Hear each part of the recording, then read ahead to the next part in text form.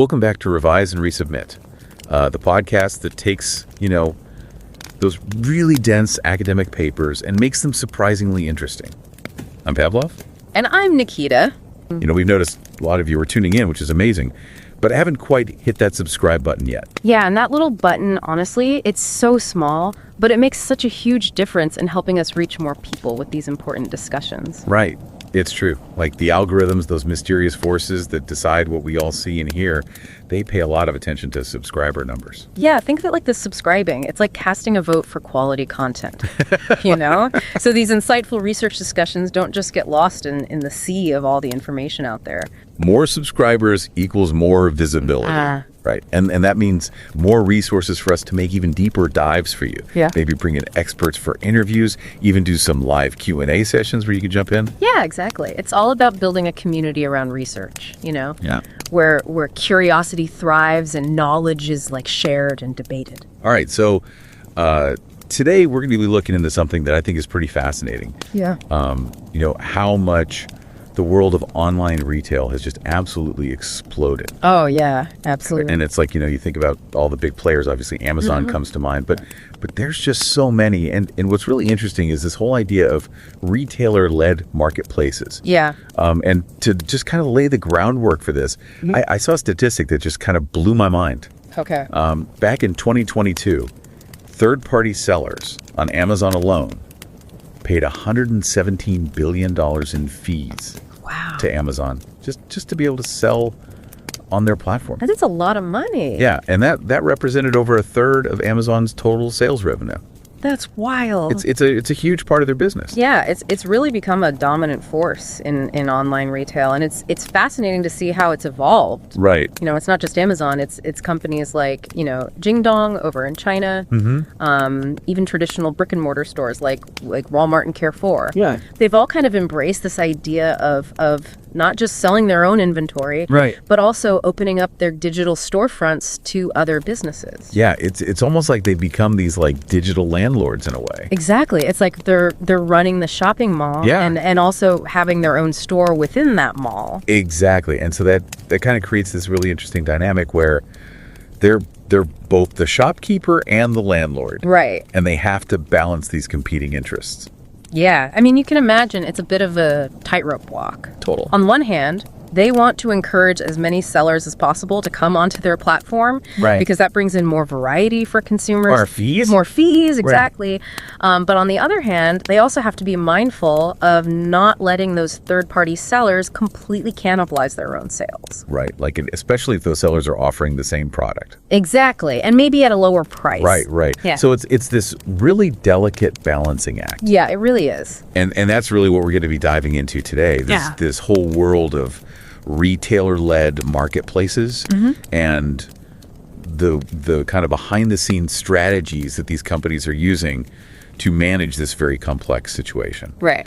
And to kind of guide us through this, we're looking at some really interesting research. Okay. Specifically an article called Retailer-Led Marketplaces from MgmtSci. Interesting. It was written by Hervas-Drane and Sandro Shelegia. Okay. And published just this March 2025. Very recent. Yeah, very, very recent. So it's really cutting edge stuff. And what I really like about this research is that it provides us with a model. Oh, okay. Like a way to really understand the sort of underlying mechanics at play in these digital marketplaces. Yeah, that's super valuable because these systems are so complex. Yes, they are. It's hard to wrap your head around all the moving parts. Totally. And so our mission today, our goal for you, the listener, is to kind of cut through all the academic jargon and pull out the most important takeaways from this research. Okay. We want you to understand how these retailer-led marketplaces function. What kind of tools do these retailers have at their disposal? Right. And what are the bigger implications for competition and even potential regulation? Yeah, the regulatory landscape is really interesting and evolving rapidly. Absolutely. So think of this as your fast track to understanding a really crucial part of modern e-commerce. Love it. Without having to read through dense academic papers. Right, exactly. So to kind of jump right in, one of the first things that the research really highlights is how this marketplace model allows the retailer to overcome a really fundamental limitation, Yeah. which is how many different products they can realistically handle themselves. Right. The study calls this their assortment capacity constraint. Okay. Makes sense. Yeah. Basically, no single retailer, no matter how big they are, can possibly stock and sell every single item that a consumer might be looking for. Yeah. I mean, imagine even Amazon. Right. With their gigantic warehouses and everything. Right. There's got to be a limit. Totally. And so the marketplace model is kind of the retailer's way around this. It's like outsourcing the inventory. Exactly. They can dramatically expand the range of products that are available on their site without having to actually take on all of the operational headaches. Like managing all those suppliers. Yeah. And Keeping track of inventory. customer support. Yeah, customer support for just an endless list of items. Right. It's mind-boggling. And, Yes. and of course, as we saw with that initial statistic about the $117 billion in fees, Right. this expansion also comes with a pretty hefty stream of revenue. Oh, yeah, for sure. But as we mentioned, inviting all these sellers onto your platform also means that you're potentially inviting competition. Right. So how do these retailers actually navigate this very competitive landscape Yeah, it's a good question. that they've created? And the research points to a few key strategic tools Okay, I'm listening. that they can use.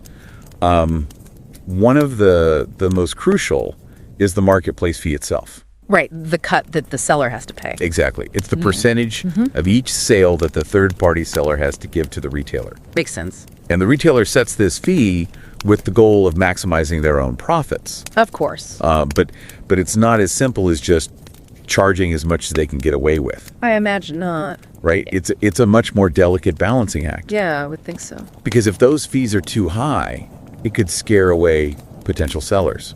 Right, nobody wants to give up too much of their profit. Exactly. And it could even force existing sellers off the platform. Yeah, if they can't make a decent margin. Right. And that would ultimately reduce the retailer's fee income. And it would also potentially limit the product choices. Right, less variety for consumers. Exactly. Less Yeah. variety for you, the shopper. Less competition, which could lead to higher prices.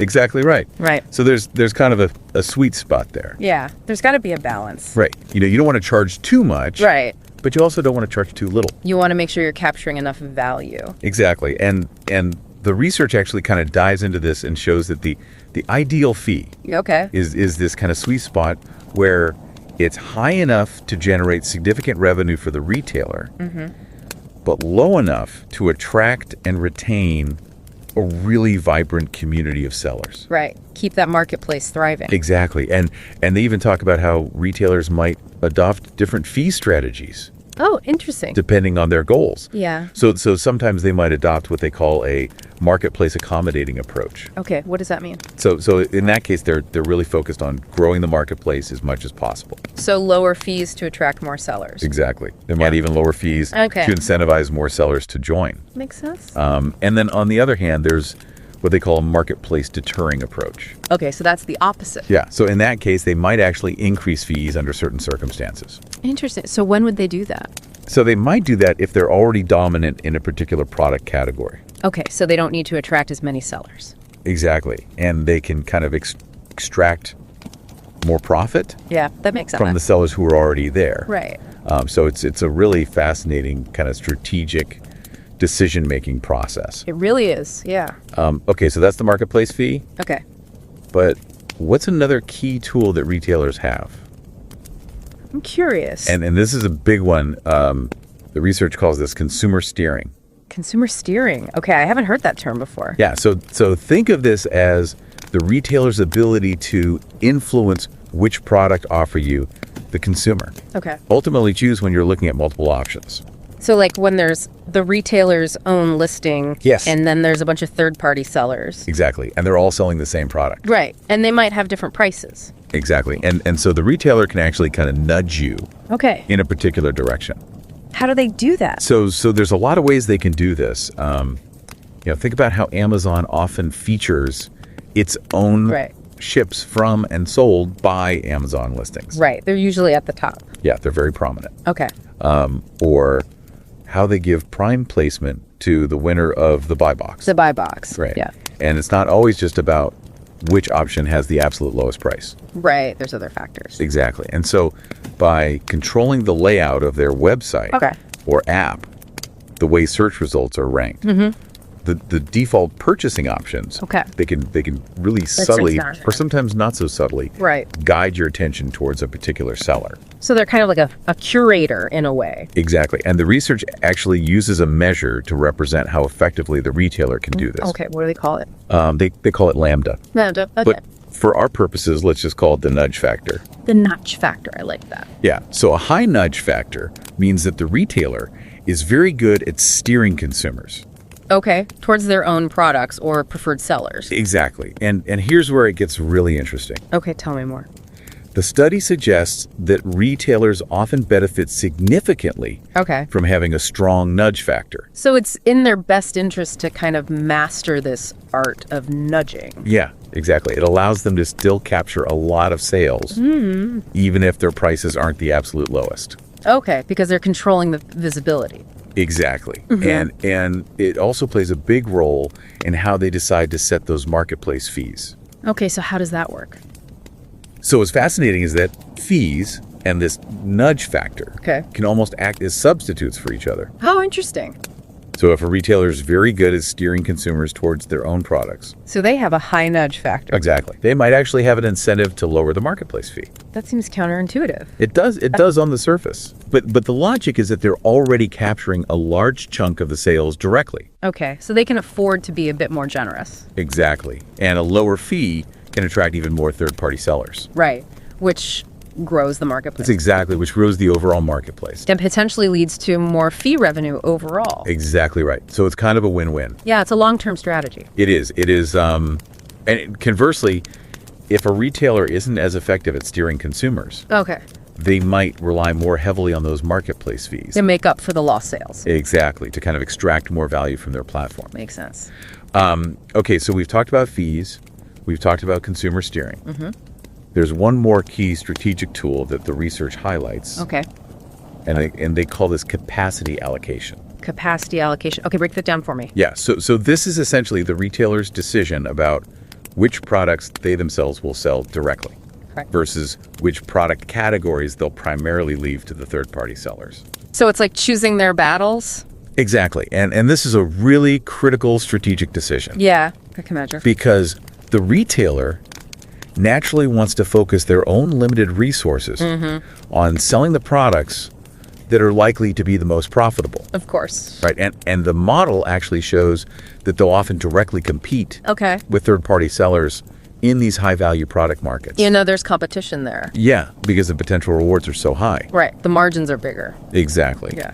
And then if the retailer has some capacity left over after focusing on those high-value marketplace products, they might then use that remaining capacity to sell products where there isn't much or any third-party competition. Oh, interesting. So they kind of have a monopoly there. Exactly. And the study calls these non-marketplace products. Non-marketplace products, okay. And these might not be as individually profitable as the high-value items, but the retailer can have a monopoly on those sales. Yeah, because they're the only game in town. Exactly. Yeah. So it's like a really strategic game of chess. Yeah, a lot of factors to consider. Right. Yeah. The retailer's constantly figuring out, which products to sell directly to maximize their profits, taking into account the competition from third-party sellers, their own limitations, all while strategically setting those marketplace fees. Like a juggling act. It is.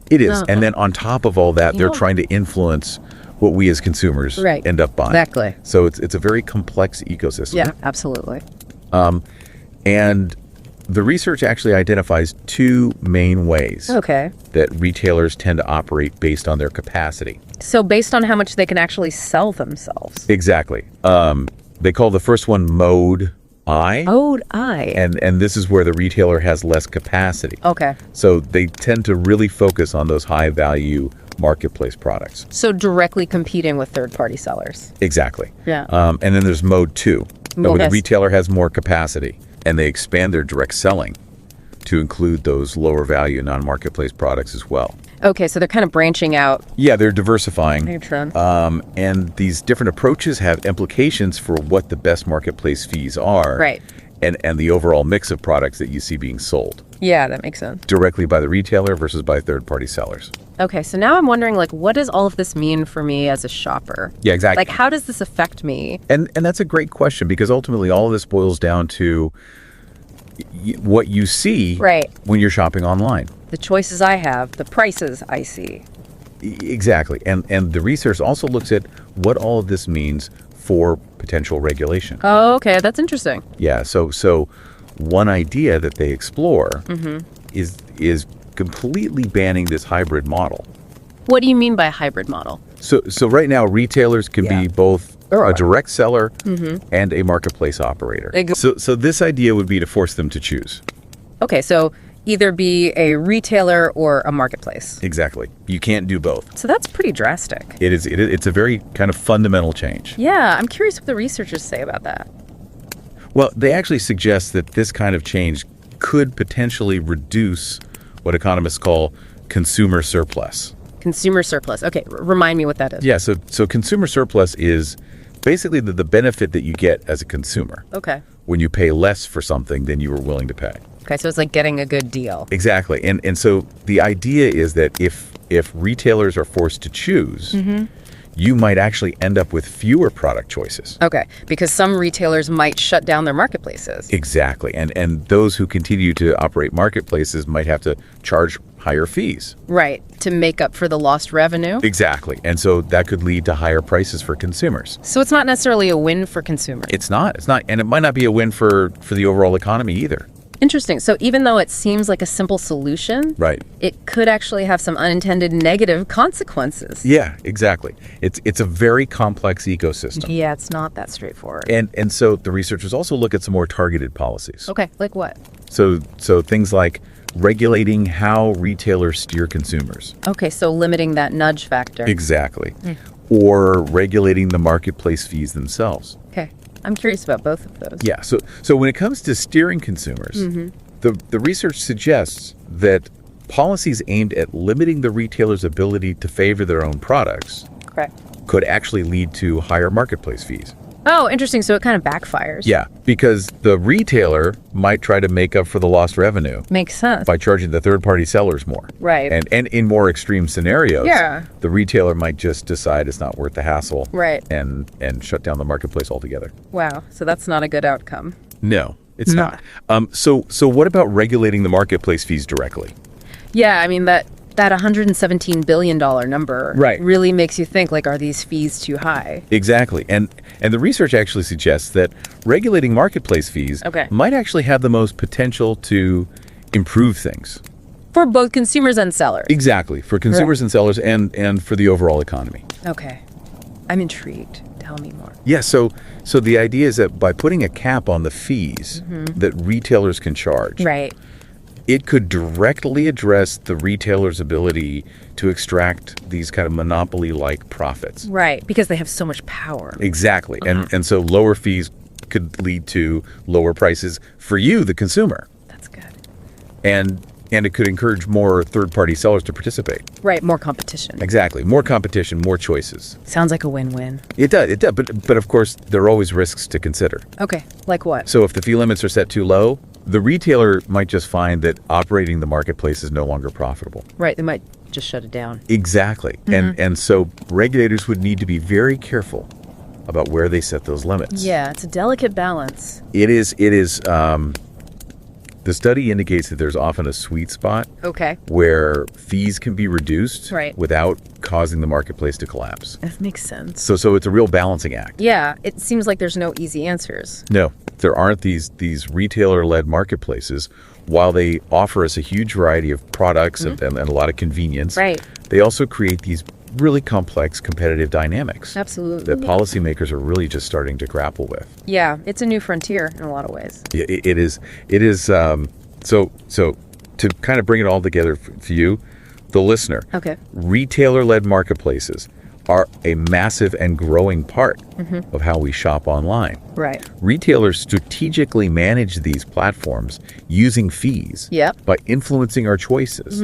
And by deciding which products they'll sell themselves, there's a fundamental tension between the retailer wanting to make money from fees and the need to manage competition with the sellers on their platform. It's a balancing act. It is how effectively a retailer can nudge consumers towards their own products is a really critical factor in their overall strategy. Absolutely. And the retailer's own ability to sell directly also significantly impacts how they approach the marketplace. Right.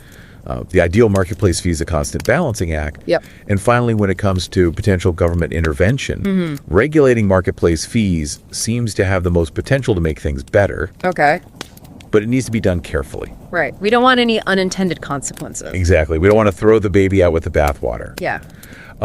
So I guess one question for you, the listener, to kind of ponder is think about the last thing you bought online and how much did the way the options were presented to you influence your final choice. Yeah. Were you nudged in a particular direction? Exactly. And what does that tell you about the power that these massive retailer-led marketplaces wield? Yeah. It's a good question to think about. It is.